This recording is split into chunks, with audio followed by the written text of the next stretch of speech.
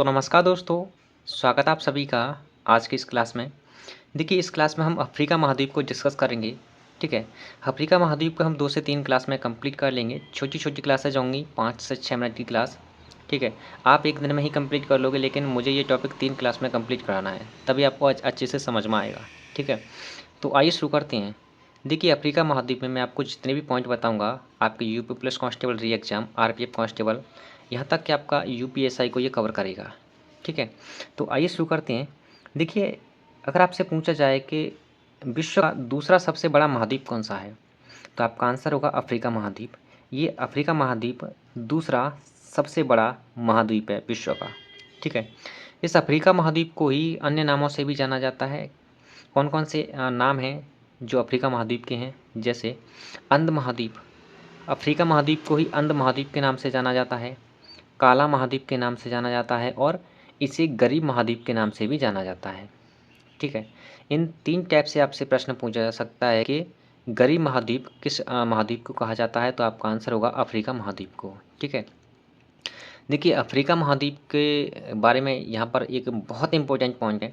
अगर आपके मन में ये सवाल आ रहा होगा कि अफ्रीका के लोग काले क्यों होते हैं, ज़्यादा काले क्यों होते हैं, काली त्वचा वाले क्यों होते हैं, क्योंकि ये अफ्रीका महाद्वीप ना ये उष्णकटिबंध के अंतर्गत आता है। उष्णकटिबंध के अंतर्गत, ठीक है। उष्णकटिबंध के अंतर्गत आता है तो यहाँ पर टेम्परेचर ज़्यादा होगा, जाहिर सी बात है टेम्परेचर ज़्यादा होगा। जब टेम्परेचर ज़्यादा होगा यानी तापमान तापमान सर्वाधिक होगा तो यहाँ के लोगों की जो शरीर की जो त्वचा होगी ना वो काली त्वचा होती है, ठीक है। इसलिए यहाँ टेम्परेचर ज़्यादा होने के कारण काली त्वचा के लोग पाए जाते हैं, ठीक है। और इसीलिए इस महाद्वीप को काला महाद्वीप के नाम से भी जाना जाता है, ठीक है। देखिए इस महाद्वीप के बारे में मैंने यहाँ पर बहुत इंपॉर्टेंट पॉइंट लिखा है जो आपको बुक में तो नहीं मिलने वाला। ये प्रश्न एक परीक्षा में पूछा हुआ है। अगर आपसे पूछे कि ऐसा कौन सा महाद्वीप है जिससे होकर तीनों अक्षांश रेखाएं गुजरती हैं, अक्षांश देशांतर अक्षांश रेखाएं गुजरती हैं, कौन कौन सी, कर्क रेखा, मकर रेखा और भूमध्य रेखा। ये तीनों ही अक्षांश रेखा हैं। देशांतर रेखा खड़ी सी होती है ना, खड़ी, ये लेटी हुई रेखाएं होती हैं क्षैतिज, और देशांतर ऊर्ध्वाधर। तो एकमात्र महाद्वीप है अफ्रीका महाद्वीप जिससे होकर कर्क रेखा, मकर रेखा और भूमध्य रेखा गुजरती है। मोस्ट इंपॉर्टेंट पॉइंट है, अच्छे से ध्यान से नोट डाउन कर लेना इसे अपनी बुक में, ठीक है। आइए अब अफ्रीका महाद्वीप के बारे में मैं आपको कुछ मैप के थ्रू, देखिए मैंने मैप तो ऐसे ही बनाया है समझने के लिए, आप बस इसे समझना। अगर आपसे पूछा जाए कि अफ्रीका महाद्वीप के उत्तर दिशा में कौन कौन से द्वीप हैं, कौन कौन से सागर हैं, ठीक है, तो आपका आंसर होगा अफ्रीका के उत्तरी साइड में यानी उत्तर दिशा में आपका भूमध्य सागर देखने को मिलता है और आपका यूरोप महाद्वीप ये अफ्रीका के उत्तरी दिशा में है। अफ्रीका के पूर्वी दिशा में कौन कौन से सागर हैं, तो आपका आंसर होगा अरब का सागर और हिंद महासागर, ये अफ्रीका के पूर्वी साइड में है। अगर आपसे पूछा जाए कि अफ्रीका के दक्षिणी साइड में कौन सा है, क्या कौन सा महासागर है, तो आपका आंसर होगा दक्षिण महासागर। अफ्रीका के दक्षिण में है दक्षिण महासागर, ठीक है। और अफ्रीका के पश्चिमी दिशा में है आपका अंध महासागर, ठीक है। ये तो हुई अफ्रीका महाद्वीप के बारे में, उनकी दिशाओं के बारे में कि अफ्रीका महाद्वीप के किस दिशा में कौन कौन से स्थान हैं, ठीक है। अब आइए अफ्रीका महाद्वीप से संबंधित हम 2-4 और पॉइंट को डिस्कस करते हैं, और ये मैंने अति महत्वपूर्ण पॉइंट लिखे हैं और यहाँ से आपका प्रश्न देखने को मिला है मुझे 2-3 परीक्षा में। ऐसा नहीं है कि मैं ऐसे ही नोट्स बना दिए, कुछ भी लिख दिया, ठीक है। बहुत ही अच्छे से एनालिस करके एग्ज़ाम को एनालिस करके, ठीक है। ऐसा नहीं है कि मैंने एक ही एग्ज़ाम में देखा है प्रश्न, मैंने 2-3 परीक्षाओं में देखा यहाँ से प्रश्न, चाहे वो यूपी पुलिस कांस्टेबल हो, यूपीएसआई हो, RPF constable SI, even SSC GD में भी यहाँ से प्रश्न पूछा गया है, ठीक है। तो देखिए अगर आपसे पूछा जाए कि अफ्रीका को एशिया से कौन सी नहर अलग करती है, तो स्वेज नहर, आपका आंसर होगा स्वेज नहर। स्वेज नहर अफ्रीका महाद्वीप को एशिया महाद्वीप से अलग करती है, ठीक है। अगर आपसे पूछा जाए कि कौन सी जल संधि है जो अफ्रीका को यूरोप से अलग करती है, तो आपका आंसर होगा जिब्राल्टर जल संधि। यहाँ पर मैंने जितने भी पॉइंट लिखे हैं मोस्ट इंपॉर्टेंट पॉइंट हैं, ठीक है। अगर आप विश्व भूगोल को ऐसे ही नोट्स के थ्रू कंप्लीट करना चाहते हो तो आप कमेंट कर सकते हैं, मैं बहुत ही अच्छे से आपको विश्व भूगोल कंप्लीट करा दूंगा, ठीक है। आपको बार बार पढ़ने की ज़रूरत नहीं पड़ेगी, यूपीएसआई लेवल यहाँ कवर हो जाएगा, ठीक है। देखिए अगर आपसे पूछा जाए कि जब अफ्रीका को यूरोप से कौन सी जल संधि अलग करती है, तो आपका आंसर होगा जिब्राल्टर जल संधि। ठीक है। देखिए अब हम अफ्रीका महाद्वीप में एक झील के बारे में जानेंगे। झील का नाम है विक्टोरिया झील। अगर आपसे देखिए विक्टोरिया झील के बारे में यहाँ पर मैंने 2-3 पॉइंट लिखे हैं, बहुत इंपॉर्टेंट पॉइंट हैं। अगर आपसे पूछा जाए कि अफ्रीका महाद्वीप की सबसे बड़ी झील कौन सी है, तो आपका आंसर होगा विक्टोरिया झील। ठीक है, ये विक्टोरिया झील अफ्रीका महाद्वीप की, प्लस का मतलब सबसे बड़ी झील विक्टोरिया झील। इस विक्टोरिया झील से ही आपकी विषुवत रेखा यानी भूमध्य रेखा गुजरती है। विषुवत रेखा इसी विक्टोरिया झील से गुजरती है। ठीक है, इसी विक्टोरिया झील से आपकी विश्व की सबसे लंबी नदी निकलती है और उस नदी का नाम है नील नदी। नील नदी का निकास किससे होता है, तो आपका आंसर होगा विक्टोरिया झील से।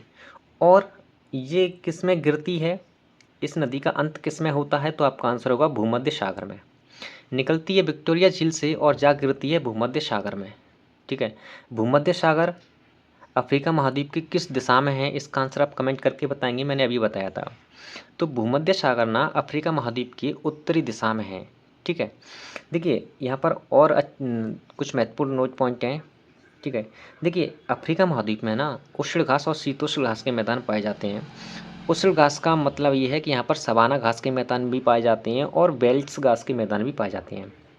मैंने विश्व के कुछ प्रमुख घास के मैदानों पर क्लास करा रखी है स्टैटिक जीके में, आप वहाँ से कवर कर सकते हैं। अफ्रीका महाद्वीप में आपको सवाना घास के मैदान देखने को मिल जाते हैं और बेल्ट्स घास के मैदान भी देखने को मिल जाते हैं। सवाना घास के मैदान उष्ण घास के मैदान है और बेल्ट्स घास के मैदान शीतोष्ण घास के मैदान है। ठीक है, देखिए एक स्वेज नहर के बारे में मैंने फिर से एक नोट पॉइंट लिखा है। ये जो स्वेज नहर है ना, ये लाल सागर को भूमध्य सागर से जोड़ती है। स्वेज नहर ही लाल सागर को भूमध्य सागर से जोड़ती है। ठीक है, अब आइए हम कुछ अफ्रीका के कुछ प्रमुख मरुस्थल के बारे में डिस्कस करते हैं। सबसे पहले हम जानेंगे सहारा मरुस्थल के बारे में। देखिए ये सहारा मरुस्थल ना सबसे गर्म मरुस्थल है, सबसे अधिक गर्म मरुस्थल। ठीक है, और ये विश्व का सबसे बड़ा मरुस्थल भी है। ठीक है, इस सहारा मरुस्थल में ही आपको 4 झील देखने को मिलती, 4 झील। अगर आपसे प्रश्न पूछा जाए कि 4 झील किस मरुस्थल में, तो आपका आंसर होगा सहारा मरुस्थल में।